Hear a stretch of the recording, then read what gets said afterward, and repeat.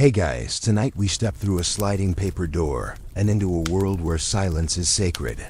Desire wears a kimono, and honor and pleasure share the same futon. The candles are low, the tatami mat still warm from the day's footsteps, and outside, a lone cicada hums its summer song. You are lying on your side in an Edo-period inn, breathing in cedarwood, miso broth, and a trace of sakura perfume left behind on someone's sleeve. In the next room, you hear the rustle of silk, a soft laugh, and the quiet exhale of someone remembering they're not supposed to enjoy this much. See, when people think of samurai Japan, they picture katanas, tea ceremonies, maybe a cherry blossom fluttering in slow motion. But they almost never imagine what went on after the swords came off. Yet beneath all that ritual and rigid honor code was a pulse hidden, rhythmic, and entirely human. You probably won't survive this without reconsidering everything you thought you knew about duty. So before you get comfortable, take a moment to like the video and subscribe, but only if you genuinely enjoy what I do here. Also, let me know in the comments where you're listening from and what time it is, because I promise you, by the end of this, time will feel like it's folded in half. Now dim the lights, maybe turn on a fan for that soft background hum, and let's ease into tonight's journey together. You trudge through the narrow alleyways of Edo, the capital of the Tokugawa shogunate, around 1700. The streets smell like fish, ink, and faint incense. The sky above is black velvet, sprinkled with starlight. Most homes are asleep, shutters drawn, lanterns snuffed, but in certain neighborhoods, paper lanterns flicker like fireflies, marking places where sleep is optional and secrets are sold by the hour. You pause outside a merchant's house and peek through the cracks of the shuji screen. Inside, a man kneels respectfully before a woman dressed in layer upon layer of exquisitely embroidered silk. She pours him tea, hands trembling slightly, her lips painted in perfect crimson. This is not his wife. You know, because she's laughing. Welcome to the everyday contradictions of samurai Japan. A world where men were expected to die for honor, but also maintain a stable of mistresses without dishonor. Where women were taught chastity, but silently inherited erotic woodblock prints from their mothers. And where marriage wasn't always about love, but the spaces in between absolutely were. Historians still argue whether samurai culture was more repressed or more permissive than we think. But one thing is clear: the truth about sex in this period doesn't sit neatly on a museum plaque. Let's start in the home, or rather the arranged marriage that built one. You might assume samurai married for love, or at least for compatibility. Nope. Marriages were business deals between families. Alliances forged over sake and signatures, not sonnets. The wife's role was clear: manage the household, produce heirs, and stay out of the husband's bedroom, unless summoned. Emotional intimacy was rare. Sexual chemistry was almost accidental. In fact, many samurai husbands preferred to spend the night at a tea house or with a favored courtesan, while their wives waited quietly behind paper doors. And yet, these women weren't powerless. Some became puppeteers of the household, subtly maneuvering inheritance lines, managing finances, or arranging matches for their own sons and daughters. Their power was quiet, but it buzzed beneath the floorboards like an earthquake held in check. One tale from Peter Webb's The Erotic Spirit Through History describes a samurai wife who, upon discovering her husband had taken a concubine half her age, retaliated not with rage but by seducing the concubine herself. The arrangement, surprisingly, lasted years, until all three were sharing meals and gossip like one big emotionally complex bento box. The husband, perhaps relieved, spent more time training with his blade than trying to juggle feelings. These stories aren't outliers, they're just not the ones schoolbooks bother to tell. But for every carefully folded kimono hiding a secret, there was also a set of rules attempting to snuff it out. The Tokugawa shogunate issued edicts on sexual behavior, outlawing adultery, prostitution outside designated areas, and even suggestive poetry. Of course, these rules applied mostly to commoners and women. The elite, as always, lived above their own laws. Enforcement was more symbolic than sincere, a way to maintain the illusion of moral superiority in a society built on contradictions. One daimyo, infamous for his voracious appetites, allegedly kept an entire garden pavilion dedicated to moon viewing, code for orgies, and staffed by retired the Shah who recited poetry mid-act. Today it sounds surreal, but back then it was just another Tuesday in a very regulated, very hypocritical system. And yet, you notice something as you lean into this world. Despite all the repression, the human need for touch, connection, and pleasure didn't vanish, it simply dressed itself differently. Lovers exchanged poetry, laced with double meaning. Hand fans painted with sensual images were passed beneath dinner tables, and entire languages of glances and gestures evolved within the rigid framework of etiquette. You start to realize that sex in samurai Japan wasn't absent, it was camouflaged. And the more forbidden it became, the more beautifully it bloomed in the shadows. That said, it wasn't all mystery and metaphor. There were practical concerns too. Contraception, for example, wasn't a myth, it was very real, if not exactly foolproof. Women sometimes used herbs, animal membranes, and even crocodile dung paste as barriers. Don't ask how that worked, just know that it probably didn't. The fact that some midwives doubled as abortionists and herbalists also points to a robust, if unofficial, reproductive underground. It was the kind of thing passed down from mother to daughter, whispered behind bathhouse curtains, and completely invisible to official records. So as you adjust your imaginary yukata and settle deeper into the futon of history, remember, this world isn't what it seems. Underneath all the honorifics and sword rituals lies a beating, breathing reality, messy, sensual, strategic, and very much alive. And we've only just cracked the door.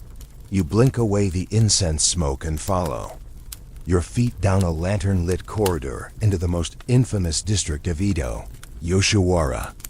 A name whispered like a spell, a place you're technically not supposed to enter, but somehow always end up in. Behind its manned gates, the world changes. It's not just a red light district, it's an entire parallel universe designed to make men forget they have responsibilities and women forget they were bought. The air here is different, sweet with plum wine, sharp with rouge, and thick with the perfume of dreams you can rent by the hour. The street gleams wet with recent rain, and the narrow alleys are lined with tall lattice windows where painted faces peek through like spirits offering silence in exchange for silver. But this isn't mindless debauchery, it's theater. Every smile calculated, every gesture rehearsed. Yoshiwara wasn't lawless. It was hyper-ordered chaos, complete with official licenses, guilds, and contracts longer than some marriages. At its center stood the courtesans, called oiran, not prostitutes in the modern sense, but elite entertainers trained in calligraphy, shamisen, poetry, and emotional manipulation. The top oiran could command weeks of ritual courtship before even allowing her client to untie a sandal. And when she finally did, that wasn't just sex, it was a performance, an economic transaction, and a chess move all at once. These women knew how to read a room like a general surveying a battlefield. You think you're here for pleasure. She knows you're here for escape. And she charges accordingly. There's a story from Eleanor Herman's Sex with Kings. Yes, the book spans empires, but the psychology fits here, of a woman who memorized the ambitions of every regular client, then pitted them against each other in whispered praise. She rose so high in the district's ranks, she bought her own freedom and retired to run a tea house that secretly continued matchmaking and espionage. Back in Yoshiwara, the oiran's hair alone takes 6 hours to assemble, lacquered and adorned with gold pins that could double as weapons. You follow one as she moves through the night like a slow comet, an entourage of attendants trailing her like moons. The men part before her, heads bowed. She smiles, but her eyes flick over you with surgical precision. You're no different than the rest, eager, a little lost, and utterly predictable. See, Yoshiwara was built on illusion, and the courtesans were the illusionists. The buildings were intentionally confusing, almost maze-like, to create a sense of dreamy timelessness. Inside, every surface is polished, every room scented, and every story carefully curated to make you forget your wife, your duties, and maybe even your name. But while you're busy falling in love, she's negotiating your credit line with the brothel accountant in the next room. Sex in Yoshiwara wasn't always literal. It was symbolic, economic, and deeply codified. Sometimes clients would spend fortunes without ever being touched, wooed by mere proximity to beauty and the fantasy of control. You sip warm sake from a porcelain cup that probably costs more than your shoes. You watch a samurai unbuckle his sword at the door because no steel is allowed in here. Not even metaphorical, and kneel before a courtesan who's maybe 19, but speaks with the calm dominance of a much older woman.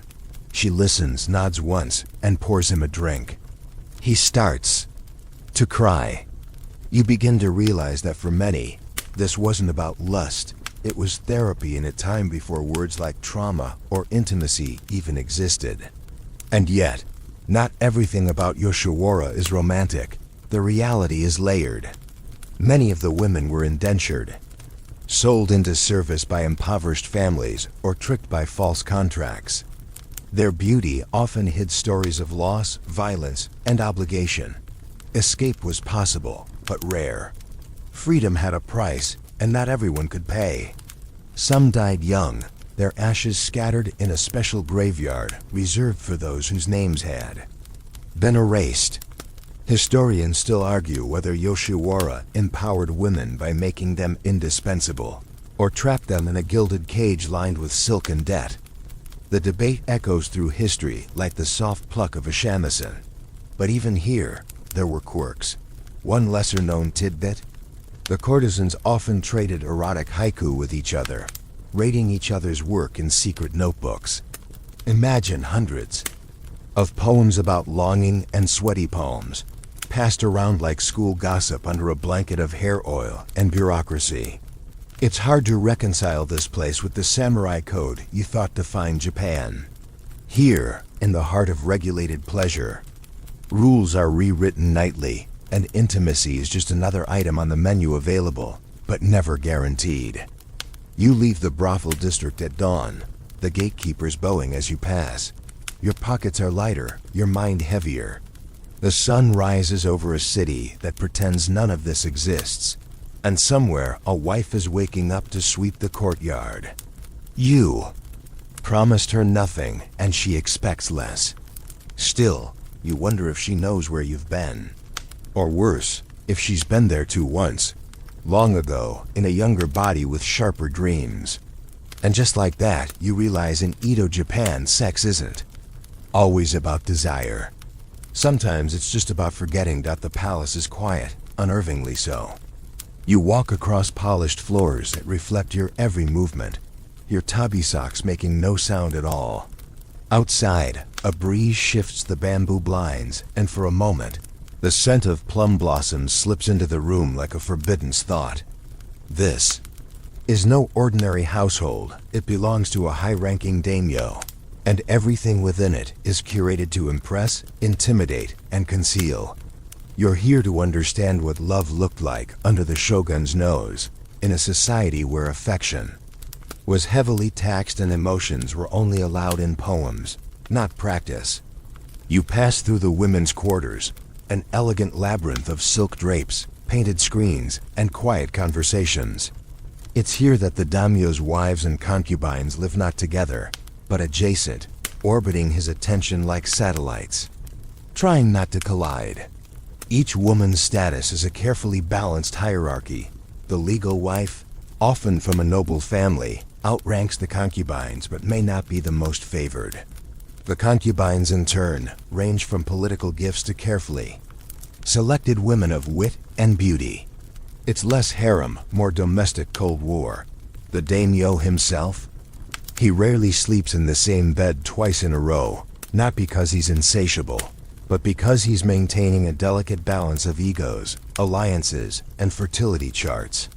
You watch as he moves from one room to another, greeted with carefully staged smiles, embroidered robes, and offerings of plum wine.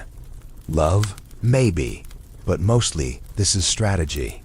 Michel Foucault once argued that power and sexuality are always entangled, and you see it clearly here. Sex isn't a private act, it's a performance of dominance, lineage, and control. Every pregnancy is a potential heir. Every whispered flirtation, a potential scandal. Historians still argue whether these concubines wielded true influence, or were just decorative pawns.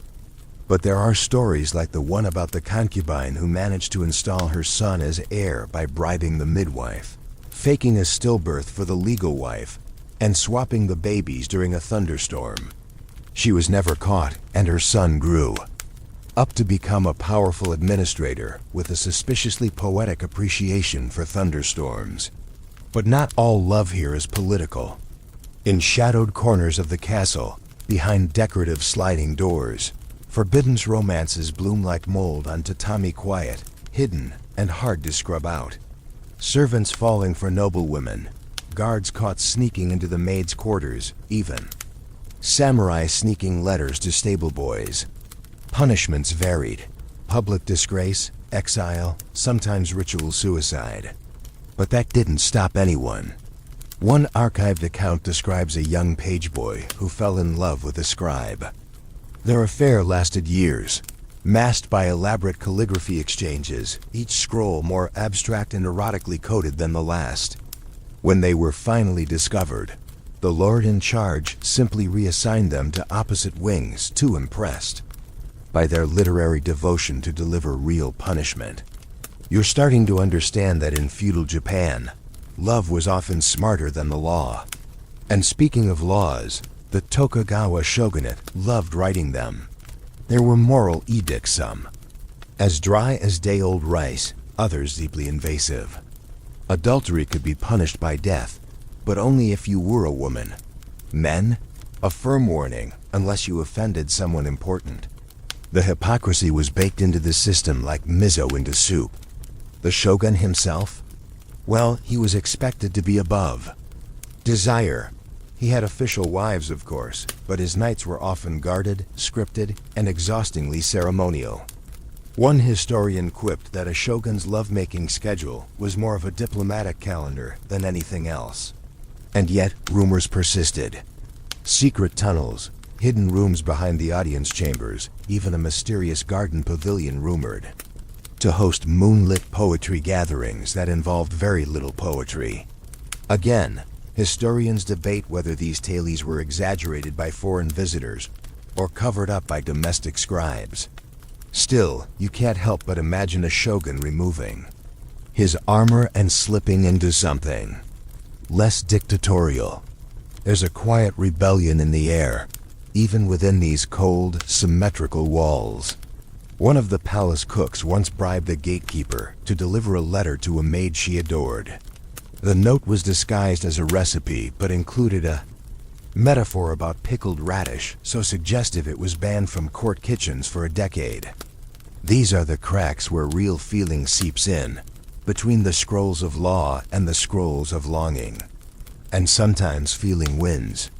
But don't get too swept up in the romance. This world is still brutal beneath its silks.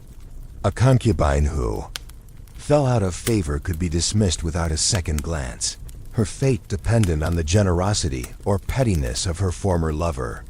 One tale speaks of a woman banished to a remote temple for daring to show affection to another woman in the kofoman, presence of a high official. She spent the rest of her life copying sutras, her brushwork as steady as her heartbreak. You leave the palace as the morning bells chime, your head heavy with contradictions. Love was dangerous here not because it was rare, but because it had to wear so many disguises. Every flirtation carried a risk. Every kiss was a gamble. And yet, despite the odds, people kept playing. You wake to the sound of clashing bamboo practice swords in the courtyard, a steady, violent rhythm, like drums calling time in a world where everything must submit to form. The scent of sweat and sharp pine floats on the morning air. A pair of sparring samurai circle one another with lethal grace, blades whistling inches from soft organs they've been trained to ignore. Discipline, honor, death before disgrace. You've already know the script. But no one talks about what happens after the duel ends and the armor comes off. Beneath the stern mask of Bushido lies a world just as codified, just as brutal, but made of whispers, silk, and rules no one dares write down. Tonight, you lie beside a samurai's futon, watching him untie the knot in his hakama with fingers trained for killing, but trembling slightly now because sex, for him, is another battlefield. The Bushido code didn't stop at the dojo door. It followed him into bed, shadowed every glance, every sigh, every moment of supposed intimacy. You weren't supposed to lose control, even in love. Especially in love. You see, sex wasn't just physical. It was a performance of social rank. If you were lower status, you bowed even naked. A samurai could take a lover, but not an equal. He could bet a servant, a prostitute, even a beautiful male apprentice, but to be emotionally vulnerable with someone of equal rank, that was more dangerous than any duel. The bedroom was a battlefield of hierarchy, and everyone knew their role. One account tucked in Foucault's The History of Sexuality describes a high-ranking samurai who refused to allow his lover to speak during intimacy, not because he disliked her voice, but because words implied equality, and equality was unacceptable. She later wrote poetry to process the experience, verse filled with metaphors about swords that never sheathed, flowers that wilted on command, and rooms that echoed long after footsteps were gone. This wasn't cruelty, necessarily, it was protocol. Emotions, when allowed, came out sideways. You might receive a lacquered comb as a love token, or a haiku left on your pillow, folded into your robe. Passion existed, yes, but it had to be processed through layers of ritual, decorum, and plausible deniability. The most intimate phrase you might hear, "Your scent lingers." That's it. That's the samurai equivalent of "I miss you." Still, even the strictest warrior had his exceptions. There's a preserved love letter in the archives of the Sendai domain, written in charcoal on washi paper, where a samurai apologizes to his concubine for bruising her, then thanks her for not crying out and risking his shame. He ends with a promise to bring her persimmons from the next province. You imagine him composing this in full armor, ink-stained gloves trembling. Somewhere between affection and damage, he found what passed for tenderness. Historians still argue whether samurai used sex primarily as domination, or whether it served as rare refuge from their emotionally starved lives. The truth probably lies in both. They lived with death daily on the battlefield, in the courtroom, in matters of disgrace, and so any softness had to be strictly rationed. But even in this world of stoicism, there were rules of attraction. Scent was huge. Women sometimes soaked their robes in plum blossom or yuzu for days before a visit. Men shaved their body hair not for hygiene but aesthetics, and some even dyed their teeth black to indicate adulthood. Yes, really, to our eyes. A smile of pitch-black teeth might seem ghostly, but to a samurai, that was hot. One fringe practice worth mentioning: the pillow trials. In some households, prospective wives were tested for sexual compatibility before official marriage by a discreet servant or relative of the groom. The results, scored privately, could make or break the match. Think of it as the worst job interview in history. And in some cases, the trial ended in marriage to the tester instead. Romantic? Horrific? Yes, welcome to the contradictions of honor. And then there's the infamous pillow book of Sei Shonagon, written centuries before, but still popular in samurai. Circles a literary guide to aesthetics, emotions, and subtle sexual critiques. You could quote a line from it and indicate everything from longing to disgust. The samurai might not have had tinder, but they had metaphors, and they knew how to wield them. In fact, poetry was the one acceptable outlet for desire. You'd send a verse instead of a confession, a seasonal metaphor instead of a compliment. A falling leaf meant heartbreak. A cracked teacup meant a night you couldn't forget. These codes were taught, practiced, passed down like sword techniques. Sex was art, performance, and occasionally, genuine affection dressed in layers of duty. Yet there were cracks. One samurai, disgraced after a failed duel, fled the city and took up with a farmer's daughter. He spent his final years writing erotic stories under a pen name, hiding them in a hollowed-out statue of Buddha. They were only discovered decades later, and by then, his legend had grown too large to be diminished by the revelation. Some called him a coward, others, a romantic. Either way, his stories are still read today. So you lie there, hearing the echo of bamboo swords and whispered poetry, and realize something. Even the most hardened warrior wanted softness, but he had to wrap it in rules. In Edo, Japan, the sword and the sheet were never far apart. And sometimes, the fight wasn't to dominate, but to feel. The rain begins quietly, soft droplets tapping the tiled roofs like hesitant fingertips. And in the dojo dormitories of feudal Japan, young boys stir beneath thin cotton blankets, their breath slow, their dreams tangled. You move through this corridor of adolescence and ambition, where every sleeping face carries the weight of centuries, and where the unspoken is often louder than the shouted. Here, in this twilight world of martial training and suppressed emotion, another kind of intimacy blooms quietly, insistently, and just out of reach of the adult world's judgment. You see, the samurai class didn't just raise warriors. It raised apprentices, young boys, brought into the households of older, experienced swordsmen, not just to learn combat, but to absorb an entire worldview. And that absorption sometimes crossed boundaries in ways the modern mind wrestles to interpret. Homosexual relationships between samurai and their protégés, often referred to as Wakashudo, or the way of the youth, were not only tolerated, but ritualized. The bond was meant to be both spiritual and emotional, rooted in mentorship, mutual respect, and a kind of idealized affection. But of course, ideals have a way of fraying under the strain of human want. You watch a boy of 15, cheeks still round with youth, offer tea to a man twice his age. The older samurai accepts it with a small smile, his hand brushing the boy's ever so briefly. Nothing is said. Everything is said. This wasn't seen as scandalous, not then. In fact, many believed that such bonds strengthened loyalty, forged emotional resilience, and kept the younger samurai focused. It was considered a phase, a training ground not just for the sword, but for the heart. Historians still argue whether these relationships were genuinely romantic, strategic, or a complex blend of both. Some claim they were chaste and idealistic.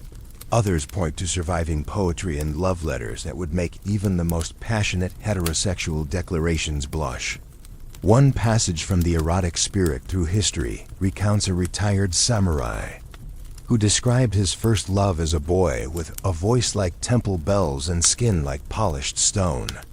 When asked if he regretted never marrying a woman, he reportedly laughed and said, "I've known love. Marriage is just inheritance paperwork." But it wasn't all romance. Power dynamics always loomed. These relationships were framed by mentorship, but not all mentors were kind. There were rules supposedly about consent, about timing, about not interfering with the boy's eventual marriage prospects. But rules written in ink are easily smudged by emotion, ego, and secrecy. Some apprentices were coerced, others genuinely enamored. Many accounts are lost, others sanitized by later chroniclers. Still, fragments remain poems, private scrolls, and anecdotal records from visiting monks or foreign emissaries who raised eyebrows at the sleeping arrangements, but dared not challenge the hosts. And then there were the visual records. Shunga, those famously explicit ukiyo-e prints, didn't shy away from same-sex encounters. Some depicted idealized male couples, one older, one youthful, in scenes both tender and playful. Others leaned toward farce or exaggeration, but the presence alone confirms what official history often tries to erase. Love and desire in Edo Japan did not care much for Western binaries. A quirky tidbit for your dreams tonight? There was a samurai known as the Ink Lover, infamous for tattooing the names of his favorite boys onto his body discreetly, under layers of armor. When he died in battle, fellow warriors were shocked to find a catalog of affection beneath the blood and steel. His ashes were divided among several shrines, none of which mention his peculiar love map. As you walk further through the dormitory halls, you notice the coded glances, the gifts exchanged, a comb, a handmade charm, a shared bowl of rice eaten in silence. These gestures were tiny, but in the strict geometry of samurai life, they spoke volumes. And when these boys became men, many married women took concubines, followed the expected path. But not all. Some carried their early loves like talismans, unspoken, but never forgotten. Others kept in touch through letters, written in a style so formal it could veil anything. The way you address someone in Japanese could be a declaration of rank, respect, or undying affection, if you knew how to read between the brushstrokes. One such letter, preserved in a Kyoto archive, ends with a line that translates loosely to, "If your blade should falter, I will fall beside you, not before." The language is martial, yes, but layered with a tenderness so quiet it trembles. In this way, the samurai managed to do something extraordinary. They coded intimacy into duty so it could survive. Because desire in this world wasn't the problem, it was visibility. As long as it followed ritual and remained unspoken in public, almost anything could be allowed. You step outside into the rain, the cold soaking through your robe, and wonder how many stories have vanished because no one dared write them plainly.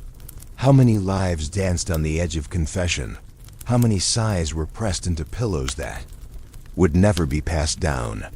And yet, the echoes remain in poetry, in painted scrolls, in the way a boy still offers tea to his teacher with hands that linger just a moment too long.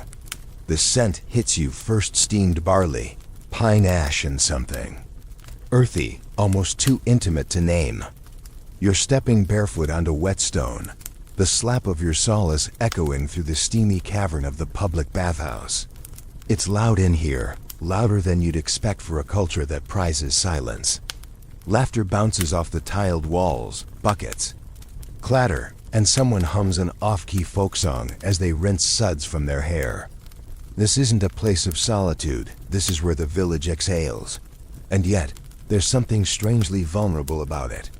Every body is on display, scarred, wrinkled, sun-darkened, curved, small, sinewy. No one hides here. In feudal Japan, especially in the peasant classes, privacy was a luxury you couldn't afford. So you bathed together, you slept together. You worked, cooked, mourned, and yes, even made love in spaces where thin walls were the only barrier between you and those in others. You'd think that would make desire disappear, dissolve into embarrassment. But no, here, it thrives in the open, disguised as familiarity. You glance over to the far end of the bath, where an older woman scrubs her husband's back with a horsehair brush, muttering critiques of his posture while he grins. Beside them, a teenage girl giggles with her friends, splashing water like childhood hasn't quite let go. A couple of farmers soak in silence, their knees bumping occasionally beneath the surface, neither pulling away. These aren't lovers, trysts, but the proximity, the shared flesh, it breeds something warmer than shame. It breeds acceptance. You step into the hottest pool, the heat licking up your legs like a challenge, and suddenly understand why so many folk songs describe bathhouses as the closest thing to heaven. But outside the pools, things aren't always so poetic. In the countryside, most families lived in one-room homes. That means the kids were born within earshot of conception, and grandparents often slept just feet away from their adult children and their spouses. Modesty existed, it just had to coexist with necessity. If you wanted privacy, you got creative. Lovers met in barns, forest shrines, behind rice paddies at nightfall. A particularly bold tale from Peter Webb's writings involves two lovers, caught mid-act in a grain silo. Rather than stop, they continued so convincingly that the farmer mistook them for fox spirits and fled the scene, leaving them to finish in supernatural peace. These weren't anomalies. Sex, for the lower classes, wasn't romanticized. It was part of the cycle of life, like planting or harvesting. If you were lucky, there was affection. If not, there was at least cooperation. One fringe practice, still whispered about in local histories, is night crawling, or yobai. Young men, cloaked in darkness, would sneak into the homes of women they fancied and crawl under their futons. If the woman accepted his presence, they stayed the night. If not, she raised the alarm.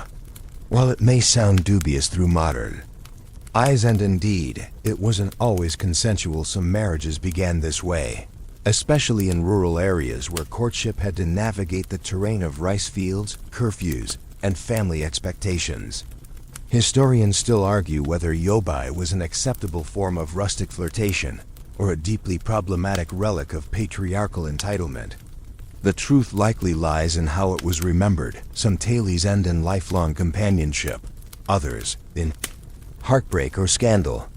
But even in cities, physical closeness was a fact of life. Tenements often housed multiple families with little to separate them but woven reed panels.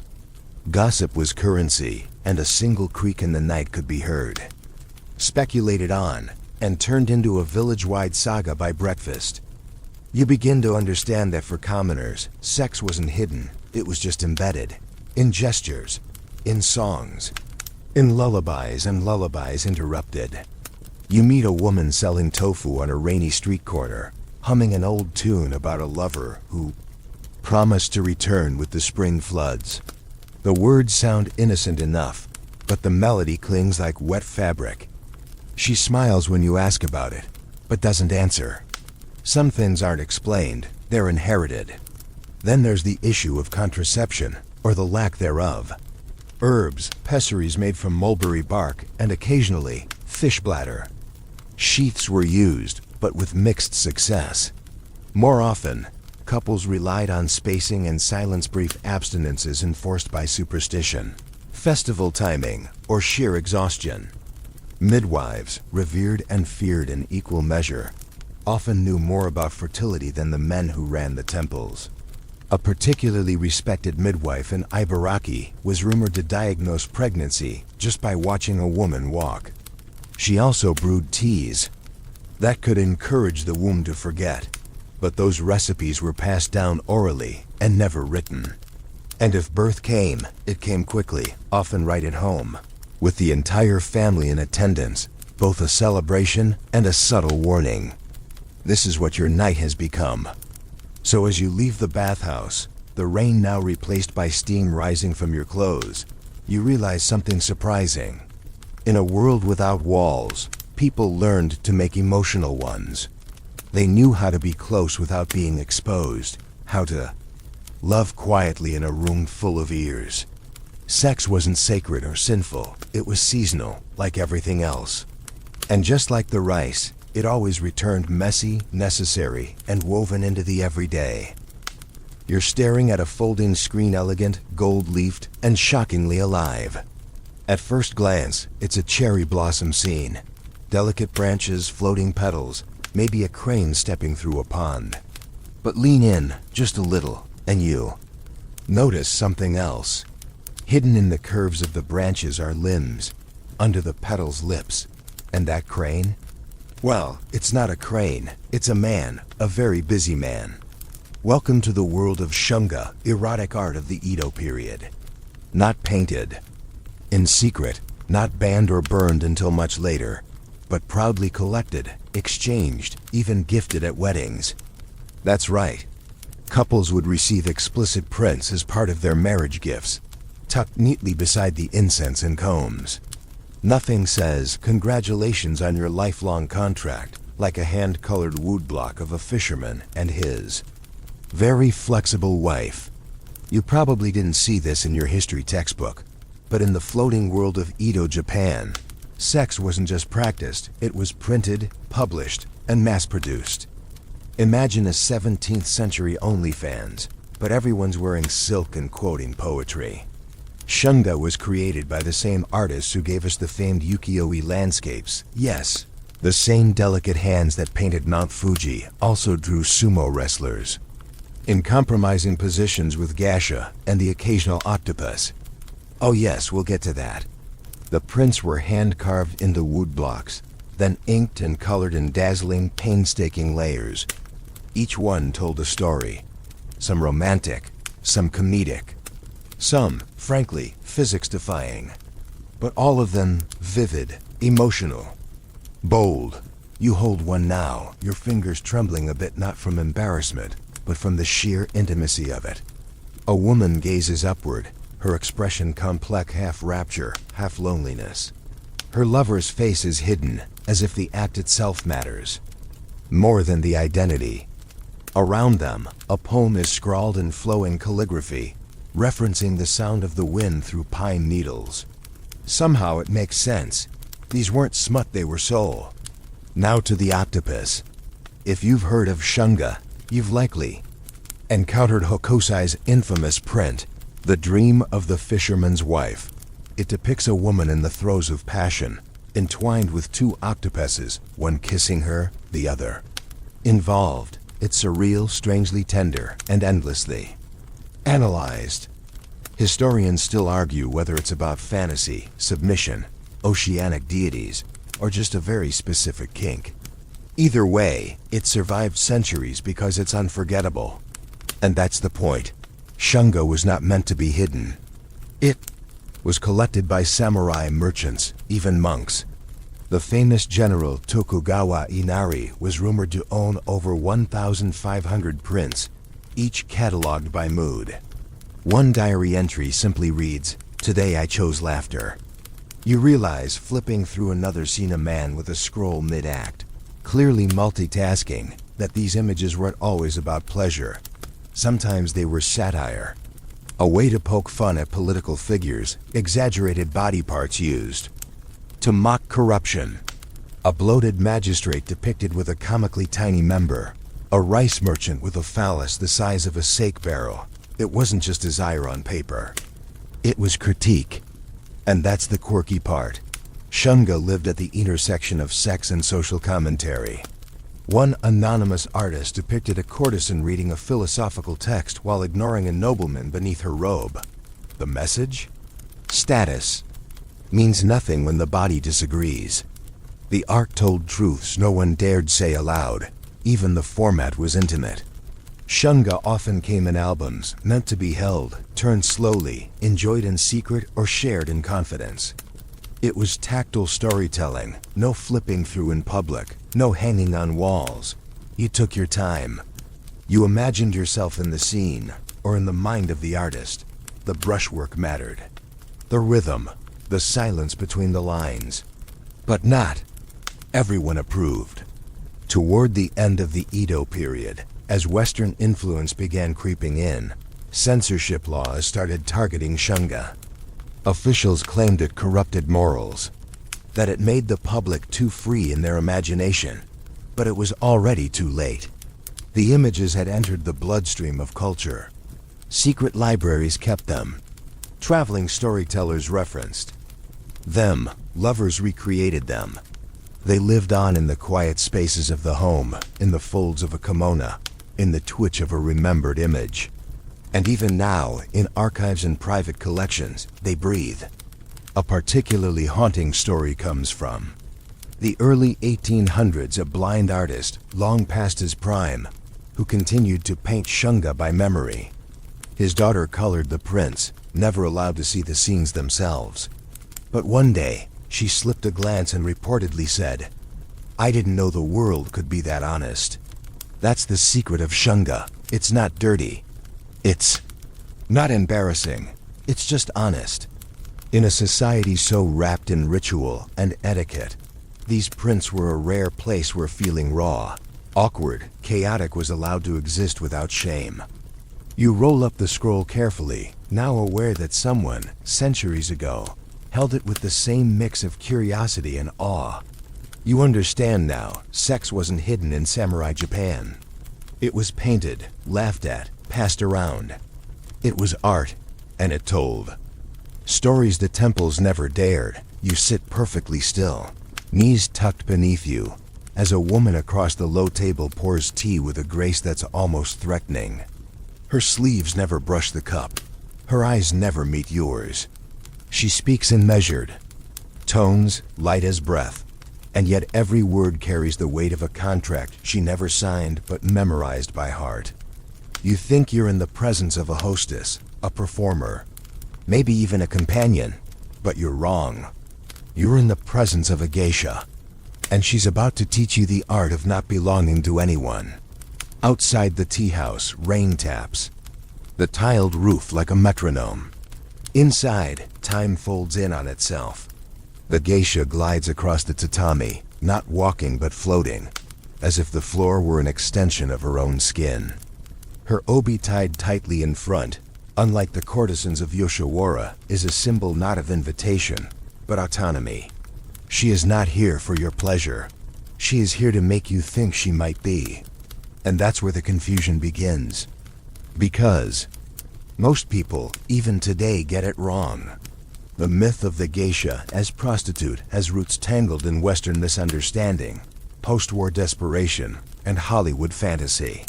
But in Edo, Japan, a geisha was trained not to surrender herself, but to perform. Allure without ever breaking character. She didn't sell her body, she sold the space between a laugh and a sigh, a glance and a retreat. Her job was to keep desire alive by keeping it just out of reach. You take the cup she offers. It's warm, steady. You think about the men who came here before you, samurai, merchants, poets, each thinking they were clever enough to win the unwinnable game. And maybe one or two did. Maybe. But for most, the geisha remained an exquisite mirror, reflecting their fantasies back at them, refined, stylized, impossible. Her world was one of shadows and thresholds. She belonged to the kurikai, the flower and willow world, a floating realm within the floating world. Flowers for beauty, willows for resilience. She could dance, sing, compose a haiku in less time than it takes you to open your coin pouch. She could also politely destroy your ego without raising her voice. And no, she didn't sleep with you, not unless she chose to. One account from Sex with Kings speaks of a daimyo who offered to buy a geisha's contract outright thinking money was enough. She accepted his offer, left the tea house with him, and then disappeared the next morning with every item of value from his estate. Her name was never recorded. Only the nickname she left behind, the Laughing Crane. That's the thing. Geisha were underestimated precisely because they never bragged. Their power was invisible, silent, and slow-moving, like water shaping stone. And yet, the line between geisha and sex worker did blur, especially for outsiders. During lean times, or under pressure from patrons, some geisha did offer physical intimacy, but it was never the default. It was never assumed. And it was always negotiated quietly, like a favor wrapped in a riddle. Historians still argue whether these transactions diluted the geisha's artistic status, or whether they added another layer of complexity to her already multifaceted role. But one thing is certain, she remained in control, even when she wasn't. And that's a kind of power not easily understood, especially in a patriarchal society that preferred its women obedient and invisible. A quirky custom worth knowing? Geisha sometimes practiced teeth blackening or a haguro, painting their teeth with a black lacquer made from iron filings and vinegar. It was considered beautiful, mysterious, To smile with darkness between your lips meant you had nothing to prove. Some say it made their white face paint glow even more starkly, turning every expression into a mask. Others say it was a warning. I am not for you. You hear music from the next room, a shamisen, sharp and melancholic. A younger apprentice geisha, or maiko, is practicing. Her steps are imperfect, her laugh too loud. But there's promise in her posture. She hasn't yet learned how to disappear into her own performance, but she will, soon. You watch the older geisha watching her. No envy, just a quiet calculation. This world is built on layers, teacher to student, performance to truth, desire to denial. And in between, endless negotiation. You think again of the tea in your hands, of the silence that follows each question you don't ask. The geisha says little. She lets you build your own assumptions. That's part of the game. And when you finally leave, you won't remember her words. You'll remember how she made you feel uncertain, curious, maybe a little foolish, but never dismissed. That's the skill. That's the spell. She gives you nothing, and you walk away feeling like you were given everything. Outside, the rain has stopped. The air is crisp, heavy with the scent of wet stone and sandalwood. You step into your shoes, feeling the city shift back into reality. The geisha remains behind the screen, her silhouette framed in candlelight, graceful, still, and utterly unreadable. And you realize as you walk away that in a world so obsessed with possession, she has mastered the art of being unforgettable. By refusing to be owned, the room is dark, thick with the scent of dried herbs and something metallic, maybe blood, maybe iron pots, maybe fear. A wind chime rattles from the eaves outside, but the breeze never enters.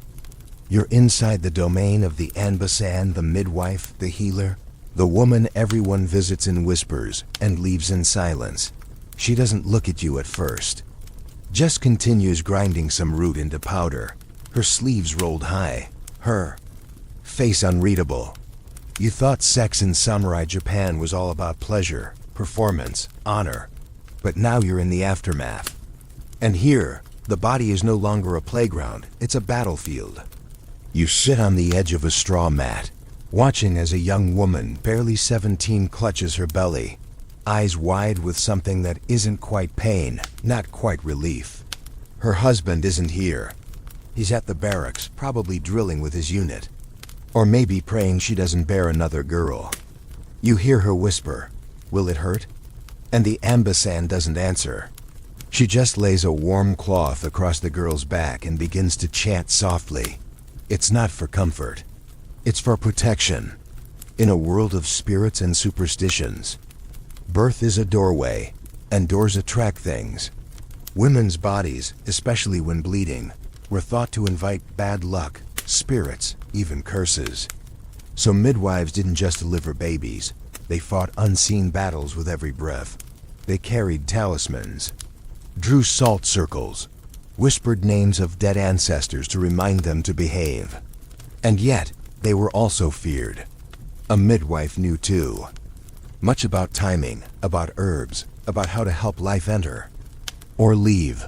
One whispered story tells of a woman who became pregnant by her master and sought help. The ambasan made her drink tea brewed with persimmon leaves and yew root. The child never arrived. The woman later became a nun. The midwife? She kept on working. Nothing was written down. But everyone remembered. Historians still argue whether midwives were protectors or quiet rebels. Maybe they were both. They held the most sacred secrets in a society obsessed with appearances, and no one dared challenge them. Even samurai wives bowed to them in gratitude or fear. Pregnancy was both a blessing and a gamble. A son meant security, a daughter, risk. Some families celebrated girls, but others saw them as another mouth to marry off or trade. And so, herbal contraception became an unspoken art. Dried mugwort, pomegranate skins, even crocodile dung, again were used in attempts to prevent conception. Results varied. But knowledge was passed from woman to woman, in bathhouses at festivals, whispered over laundry, or while grinding rice. You realize that even in a patriarchal society, women carved out spaces of control, small, sacred, and invisible to men. But power nonetheless, and when childbirth came, it was rarely quiet. The woman gave birth surrounded by female relatives, while men waited outside, pretending they weren't terrified. A white headband tied around her forehead marked her transition from daughter to mother, from one life to another. If the child arrived safely, prayers were offered. If not, the house was purified with smoke and the name never spoken. There's a story from Foucault's collection of oral accounts. A high-ranking samurai's wife lost 3 sons in childbirth. On the 4th, she refused to see a male doctor and insisted on the Anbasan, who lived in the outskirts, rumored to speak with fox spirits. That child survived and became a scholar. He never married. You can feel the weight of this history pressing into the floorboards. Sex created life, but also risk. And in a world that worshipped formality, the mesinences of bodies, especially female bodies, was both necessary and feared. A woman's womb was considered sacred, but also unstable. Powerful, but dangerous. That's why postpartum rituals involved confinement, purification, and silence. The new mother wasn't just recovering. She was being reabsorbed into a society that didn't quite know what to do with her now. And if she didn't recover, if madness came, it was often blamed on the spirits that followed birth like shadows. Another quirky tradition: women sometimes wore small bells on their inner thighs during pregnancy, not for sound, but for protection. Each chime was thought to ward off the wandering souls of jealous spirits, especially those of unborn children who never had a name. You leave the room just as the baby's first cry splits the air. It's piercing, real, a reminder that everything you've learned about sex and love and performance in this culture always comes back to this moment raw, bloody, unstoppable. The Ambasan swaddles the child, nods once, and returns to her pot of herbs. No congratulations, no grand speeches, just continuation. You step outside into the morning, your feet crunching the gravel path, and see the world reset. Smoke rises. From breakfast fires, a rooster crows. And somewhere, a man prays to the gods of fertility for a boy. Not knowing the real gods live behind paper walls, with red hands and iron will. You stand at the threshold of a tailor shop in Meiji-era Tokyo, the air thick with change. There's something strange about the silence here, not the serene hush of tatami rooms, but a kind of absence. The kind that follows when something sacred has been stripped away. Gone are the rustling layers of silk, the trailing obi that whispered stories of seduction with every step. In their place, stiff collars, itchy wool trousers, Western hats perched awkwardly atop heads not built to wear them. This is the fall of the kimono, not just as a garment, but as a code, an identity, a rhythm of life. And with it fell centuries of unspoken language around love, intimacy, and pleasure. Japan, newly open to the West, was desperate to prove itself modern, civilized, respectable. And what did civilized mean in the late 19th century? Buttoned up, sexless, male-dominated but female-silenced. Western influence didn't arrive like a wave, it arrived like a corset, tight, restrictive, breath-snatching. You walk through the changing city and feel the tension like static in the air.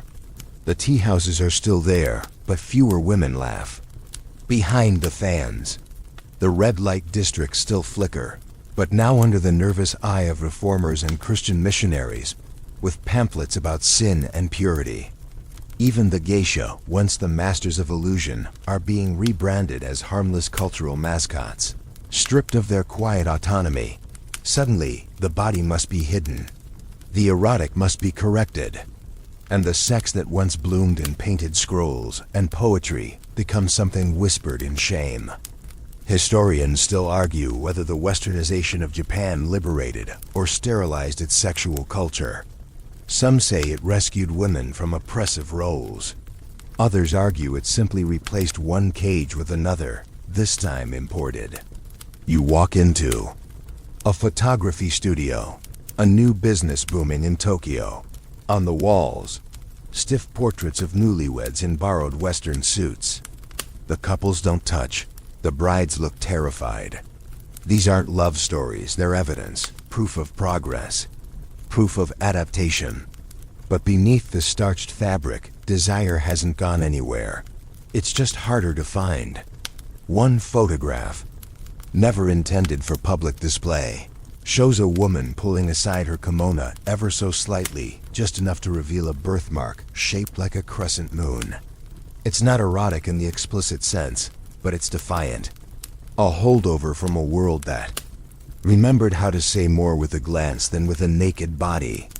And that's the thing desire adapts, even when buried, even when policed. One fringe tale tells of a group of actors from a kabuki troupe who continued the Wakashudo traditions in secret well into the Meiji era, using the theater's costume. Changes as cover for whispered liaisons and coded hand signals. They called it the mirror dance, not for performance, but for the way they had to constantly reflect, conceal, and mimic to survive. You visit an old brothel, now converted into a noodle shop. The owner, a woman in her 80s, still keeps a pair of antique Shunga prints hidden behind the sake barrels. For luck, she says with a wink, but you can tell it's more than that. It's memory, resistance, proof that the pleasure of the past can still pulse beneath the fluorescent lights of progress. And what about the women? Some gained new freedoms, education, legal rights, even the right to refuse marriage. But others found themselves stranded between old expectations and new hypocrisies. A woman who once commanded 3 lovers as a courtesan now struggled to find a husband who didn't flinch at her past. A newly literate housewife found her private diary confiscated by her husband because it included dreams that didn't feature him. The whispers of eroticism didn't vanish. They simply moved to the margins, to literature, to coded novels and serialized dramas. The erotic poet Yosano Akiko caused a cultural earthquake with verses like, "I shall not wait. If I desire you, I will come." That one line undid decades of performative modesty, and it sold thousands of copies. You pass a bookstore and see her words still displayed in gold ink like a quiet rebellion. The final irony? As Japan tried to sterilize its image for Western acceptance, the West began fetishizing everything it tried to hide. Geisha fantasies, Shunga collections, samurai erotica sold in Paris bookshops. What Japan buried, the West resurrected, awkwardly, inaccurately, but with hungry curiosity. A geisha's comb found in a New York museum. A scroll misinterpreted by a Victorian academic as symbolic Buddhist imagery. The truth wrapped in so many layers of projection, you almost forget where it started. But you don't. You've walked through it, felt the steam of the bathhouse, heard the poetry between lovers, watched a concubine rewrite a dynasty with her silence. And now as the sun sets over this new Tokyo, you realize the truth about sex in samurai Japan wasn't just about what happened in the shadows.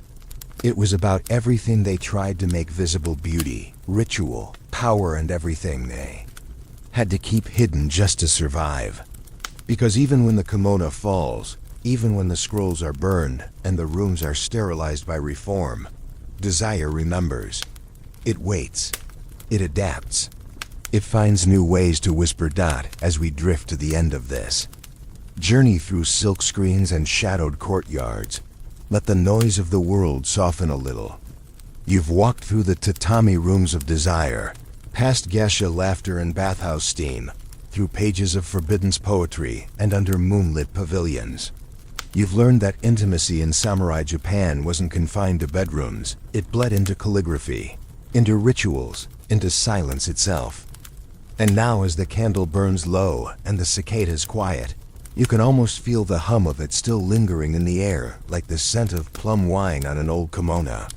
Whatever love meant back then, performance, duty, rebellion, or fleeting warmth, it was always human, always flawed, and always reaching for something beyond what the rules allowed. So rest easy tonight, knowing the past isn't just written in scrolls and ink, but in the echoes of hearts that beat quietly behind paper walls. End of script. Sweet dreams.